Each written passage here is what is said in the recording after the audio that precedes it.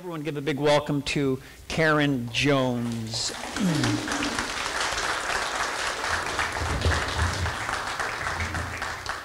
Come on up here, my friend.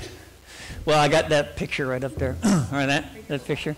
Yeah, I met Karen. This is our group. We were in South Africa together. Carol, you were there, and Drew was back. He was with us, and we ended up this little group. I'm the cool-looking guy with the sunglasses on, and pardon me? Yeah, really? Oh, I will. There's a story behind the sunglasses that we won't go into. If you want to hear the story about the sunglasses, I'll tell you. I had them on for a reason. Anyway, and so Karen is right in the middle. And I met Karen in South Africa, and just real quick, I just want to let people know who you are. And so I was so excited about being in South Africa and running out on the plain of South Africa, running with zebras and wildebeest. I was so excited. I couldn't wait. We got there, and you remember this? Yeah. And so I was so geeked up about getting out there and these two little dusty trail tracks, and seriously, I could run for miles, and zebra on the left and wildebeest and stuff. So I can't wait. Morning, I run by myself, spend time with Jesus, look at creation. Yay, it's going to be such a spiritual thing. And so Karen shows up and says, "Hey, Ron, can I run with you in the morning?"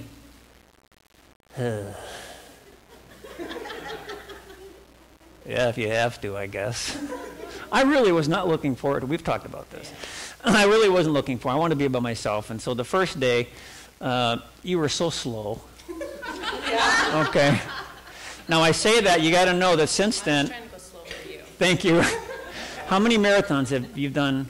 You've done 2 marathons since then, and you've done a 300-mile bike ride. So, yeah, a couple. So, she's quite the pioneer lady. But it is then that you began to tell me your story. Yes. And I'll never forget those times we had. Every morning running, or every other morning, God knew exactly what he wanted to do with me. And so give just a little bit of background about your childhood, if you don't mind. Well, I was raised in Michigan. I've been here my whole life. I have one older brother. My parents were divorced when I was, I think, about 10. But my story that I carried for so long is that my dad sexually abused me from the time I was 5 until I was 16, when he got so violent that I couldn't hide it anymore. Mm-hmm. So the truth came out. The truth came out. The truth came out. Now, one of the moving things you told me even a couple of weeks ago was when you have a daughter. I have a 16-year-old. 16-year-old daughter, and she was looking at your family photos. What did she say to you? She said, "Mom, I can't believe it. You didn't smile in any of your pictures when you were little." Mm-hmm. And I never even considered that, right. You know, so. And that was obviously a result of what was going on in your life. Right. With your father. What has since happened? What happened to your father? Real quick? As a result of my testimony, my dad served 17 years in Jackson Prison. Okay. All right. So, I want to ask you a question about the process of forgiveness. And so kind of walk us just a little bit through this journey of forgiveness that you have been through.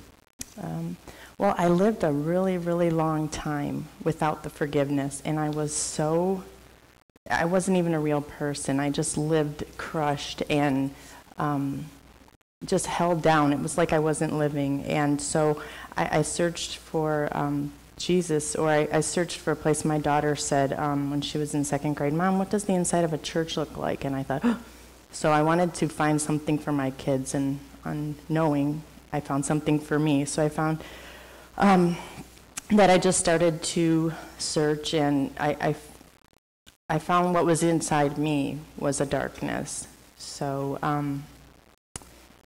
I just started looking at my life and what God was forgiving me for. Right. And I couldn't, I was drinking and hiding and depressed, and I started getting physical ailments. I didn't do anything with my life. I did the very bare minimum. and it was making me sick, and I wasn't enjoying life, and I was depressed, and I didn't have friends, and I was losing people all the time. And What happened then?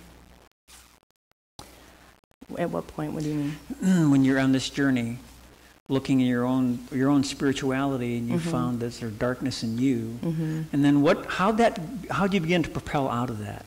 What were some of the things that? Oh, I started trusting God in little things. I think the biggest thing was when I found myself on that plane to Africa. I was so scared. I couldn't believe it. It was, and then everybody in that picture just surrounded me, and it was like God had, placed them all around me, and everybody was perfect. And, people came to me, and they knew what was going on, and it was the most glorious experience I've ever had. It felt, and my biggest description of that trip was like my alone time with God. And I gathered so much trust from him. And the weird thing about that is before I left, I had felt like I was called to forgive my dad. And I was so scared about that. And when I got back from South Africa, there was the letter, the state of Michigan granting a visit between he and I, because he's not allowed in my presence. So right when I got back from South Africa, I went to visit my dad face to face. I remember. Yeah. And you forgave him. I did forgive him. And it was such a relief. Because I feared the whole time he was in prison for 17 years, I thought about the day he'd be released. Every year, the state of Michigan would send me papers. He's up for parole. Do you want to speak? I didn't want to speak. I didn't want to acknowledge it. But I would think about, should I get a protection order? What about my kids? And it just consumed every minute of my life. But the minute I walked in that room and shared my whole life with him and how his actions reflected in my life, I was released. It was, and I've heard people say it before, and I'm like, whatever, but I was. And, since then, it's still hard. I'm going to have to, look at that for the rest of my life and be healed. But you know what? That's not my story anymore. Right. My story is that I ran 2 marathons, and I can ride, 300 miles, and I love to do Meals on Wheels, and I love to spend time with the elderly, because that's gone, and I'm not afraid anymore. And you're free. Yes, I'm free. Now, would you ever trust your dad with your children? No. You don't have to. No. Are you glad he served time in prison? I am. Absolutely. Yes, because when I look at my daughter and how happy she is and how all her pictures have smiles in it, I can't take it back. Right. And I loved my dad. I loved my dad with all my heart, and I was sad that he was out of my life. He was a good man outside of that, but I had to do what was best for my children and the child I was. Yeah. Now, have you considered reconciliation? Because where you are right now, this is really important to understand. We're going to review some of this in a little bit. Have you ever considered some aspect of reconciliation with your dad? No, not until recently. I've had, a couple thoughts of it. I don't know where that's going. I'm not going to pursue it. What comes to me will come. I'll just have to trust that. But I'm okay, and I hear that his life is good, and I do pray for him. And I think the biggest thing that showed me that I was ready to forgive him is that I literally prayed that I would see him in heaven. So in heaven, the sins will be gone, and we can be together, and I won't have to be afraid. So, and I won't have to worry about what he might do.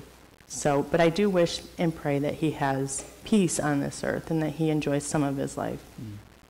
So how would you describe your life right now? My life is good. And in the last couple of years, I can honestly say that I like who I am and I like my life.